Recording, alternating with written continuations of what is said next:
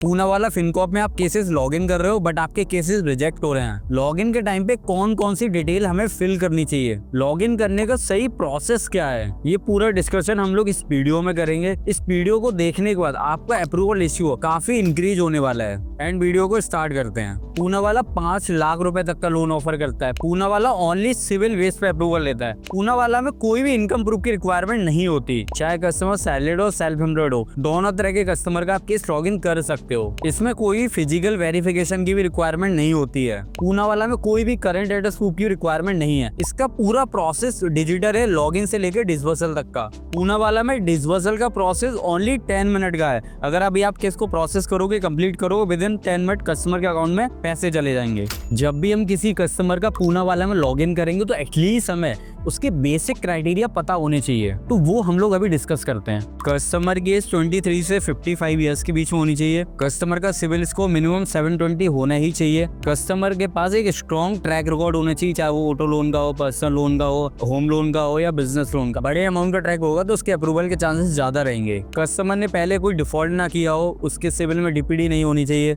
-1 civil वाले cases भी allowed नहीं है। कस्टमर के सिविल में कोई ओवरड्यू भी शो नहीं होना चाहिए। जिसका भी आप लॉगिन कर रहे हो हमेशा ट्राई करो उसकी लास्ट 30 डेज में 2 से ज्यादा इंक्वायरी ना हो, और जिस कस्टमर का भी आप लॉगिन करोगे एटलीस्ट का 1 ईयर का लोन ट्रैक होना ही चाहिए। कस्टमर का पिन कोड सर्विसेबल एरिया में भी आना चाहिए। लॉगिन के टाइम पे कस्टमर के पास क्या क्या बेसिक डॉक्यूमेंट होने चाहिए, सबसे पहले इसका Aadhaar card, pan card, live selfie लगेगी अगर अप्रूवल आ जाता है, ईमेल आईडी, मोबाइल नंबर और बैंक अकाउंट। बैंक अकाउंट वो लगाना है जिसका कस्टमर पास डेबिट कार्ड हो। जब भी हम केस कोई पूना वाला में लॉगिन करते हैं तो हमारे माइंड में ना कुछ बहुत बेसिक क्वेश्चन होते हैं कि regarding the location, regarding the device, regarding the employment. तो वो मैं कुछ पॉइंट भी यहाँ पे आपको बताने वाला हूँ, वो प्लीज एक बार देखो, जिससे कि जब भी आप लॉगिन करोगे तो आपको एक प्रॉपर क्लैरिटी रहेगी कैसे हमें केस को लॉगिन करना है। लॉगिन के टाइम पे हमेशा कस्टमर का करंट एड्रेस ही डालना with proper landmark, short address नहीं डालना है। बहुत सारे केस शॉर्ट एड्रेस की वजह से भी रिजेक्ट होते हैं। अगर कस्टमर आधार वाले एड्रेस पे रहता है तो आधार वाला डालना है, और अगर दूसरी जगह रहता है तो करंट एड्रेस डालना है, क्योंकि जियो लोकेशन मिसमैच की वजह से भी काफी केसेस रिजेक्ट होते हैं। जब भी आप कस्टमर की कंपनी का नेम डाल रहे हो तो प्रॉपर डालना है, जिससे वो इजीली एम्प्लॉयमेंट को वेरीफाई कर पाए। अगर कोई कस्टमर सैलरीड हो तो सैलरी डाल के लॉगिन करना है,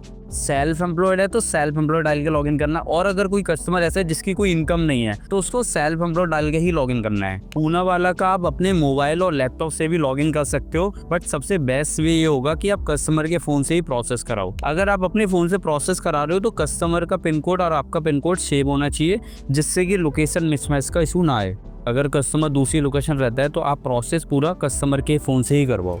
सबसे पहले आपको जो डीएसए का लिंक मिलेगा उस पर क्लिक करना है। जैसे आप क्लिक करोगे आपको फर्स्ट पेज ये शो होगा। यहाँ पे आपको कस्टमर का मोबाइल नंबर डालना है, ओटीपी डालना है, ये 3 बॉक्स पे क्लिक करना है एंड अप्लाई नाउ पे क्लिक करना है। जैसे ही अप्लाई नाउ पे क्लिक करोगे यहाँ पे कस्टमर का पैन कार्ड नंबर डालने के लिए बोलेगा, वो आपको डालना है। कस्टमर का नेम, उसकी डेट ऑफ बर्थ, उसका जेंडर, कस्टमर सैलरीड है सेल्फ एम्प्लॉयड वो आपको यहाँ फिल करना है, और कस्टमर का एड्रेस फिल करना है। एड्रेस हमेशा करंट फिल करना है, जहाँ भी कस्टमर अभी करंट रह रहा है तो हमेशा करंट एड्रेस ही फिल करना है। करंट एड्रेस फिल करने के बाद आपको नेक्स्ट करना है। जैसे आप नेक्स्ट करोगे ये लोकेशन अलाउ के लिए बोलेगा तो आपको अलाउ दिस टाइम पे क्लिक करना है। जैसे अलाउ दिस टाइम पे आप क्लिक करोगे उसके बाद यहाँ पे ऑफर जनरेट होगा, या तो केस यहाँ पे रिजेक्ट हो जाएगा या फिर ऑफर जनरेट होगा। अगर ऑफर जनरेट होता है तो आपको यहाँ पे प्रोसीड टू ऑफर पे क्लिक करना है। ऐड टू बैंक अकाउंट मत करना, क्योंकि इसमें क्या होगा, अगर आपने बैंक अकाउंट ऐड किया और अगर उसका बैंकिंग अच्छा नहीं हुआ तो ये ऑफर भी चला जाएगा, इसलिए अवॉइड करना बैंकिंग को ऐड करना। तो आपको सीधे प्रोसीड टू ऑफर पे क्लिक करना है। जैसे ही प्रोसीड टू ऑफर क्लिक करोगे तो यहाँ पे प्रॉपर डिटेल आ जाएगी, कितनी ईएमआई है, उसकी डिसबर्सल अमाउंट कितना है, रेट ऑफ इंटरेस्ट कितना है और टेन्योर कितना मिला हुआ, वो आप यहाँ पे चेक कर सकते हो। और यहाँ पे अमाउंट भी सिलेक्ट कर सकते हो।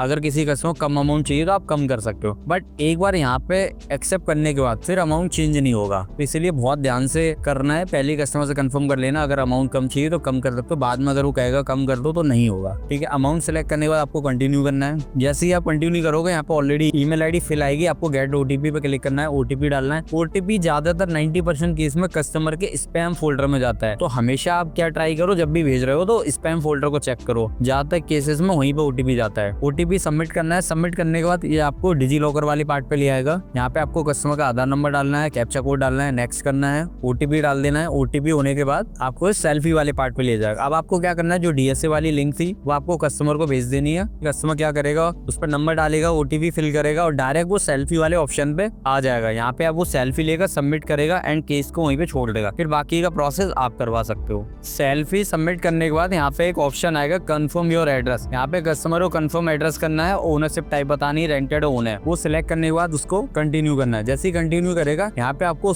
उसकी प्रॉपर डिटेल मिल जाएगी, लोन की कितना लोन अमाउंट है, प्रोसेसिंग फीस कितनी है, जीएसटी कितनी है, वो सारी चीजें चेक करने के बाद उसको एग्री टू लोन ऑफर पे क्लिक करना है। जैसे ही वो एग्री टू लोन ऑफर पे क्लिक करेगा वो नेक्स्ट वाले ऑप्शन पे आ जाएगा। यहाँ पे उसको बैंक का IFSC कोड डालना है। हमेशा याद रखना यहाँ पे जो वही बैंक ऐड करना जिसका ATM कार्ड एक्टिव हो, नहीं तो बाद में नेक्स्ट में प्रॉब्लम आती है। और एक बार यहाँ पे बैंक अकाउंट अगर आपने ऐड कर दिया तो बाद में चेंज नहीं होगा। जैसे ही आप IFSC कोड डाल दोगे उसके बाद अकाउंट नंबर फिल करना है। अकाउंट नंबर फिल करने के बाद आपको ऑप्शन मिलेंगे सेटअप यूजिंग नेट बैंकिंग या सेटअप यूजिंग डेबिट कार्ड। तो आपके पास जो भी हो डेबिट कार्ड से सिलेक्ट करना है, डेबिट कार्ड पे आप क्लिक करोगे। डेबिट कार्ड क्लिक करने के बाद फिर आपको कार्ड की डिटेल डालनी, OTP डालना है, उसके बाद नेट सक्सेस हो जाएगा। नेट सक्सेस होने के बाद ये सीधे रिडायरेक्ट कर देगा आपको एग्रीमेंट वाले पेज पे। यहाँ पे आपको स्क्रीन मिलेगी, यहाँ पे 2 चेक बॉक्स मिलेंगे, उनको आपको टिक करना है। टिक करने के बाद आपको आधार नंबर डालना है, आधार का OTP डालना है। जैसे आप OTP डालोगे डॉक्यूमेंट साइन हो जाएगा और कस्टमर का अमाउंट डिसबर्स हो जाएगा। कस्टमर के अकाउंट में लोन अमाउंट कभी कभी तो 10 मिनट में चला जाता है, कभी कभी टाइम लग जाता है। ये पूरी जर्नी थी जो मैंने आपको बताई है, लॉगिन से लेकर डिसबर्सल तक की बहुत ही बेसिक जर्नी है। बेसिक डिटेल की रिक्वायरमेंट होती है, आप इजीली कर सकते हो। अगर आपको पूना वाला की DSC की रिक्वायरमेंट है तो आप कांटेक्ट कर सकते हो, डिस्क्रिप्शन में लिंक है, हमारी टीम आपसे कांटेक्ट कर लेगी। लेकिन पूना वाले के साथ साथ हमारे पास हीरो, यूनिटी, प्रेफर, आदित्य बिरला, L&T और भी पोर्टल है, उनका भी आपको एक्सेस मिल जाएगा। जिससे क्या होगा कि अगर आपका कोई केस पूना वाला रिजेक्ट होता है तो आप उनमें लॉगिन कर सकते हो, जिससे आपकी लीड खराब नहीं होगी। और कोई भी केस डिसबर्स होता है तो डिसबर्सल कंफर्मेशन के बाद आपको पे आउट मिल जाएगा। बाकी वीडियो आपको कैसी लगी हो प्लीज कमेंट बॉक्स में जरूर बताना।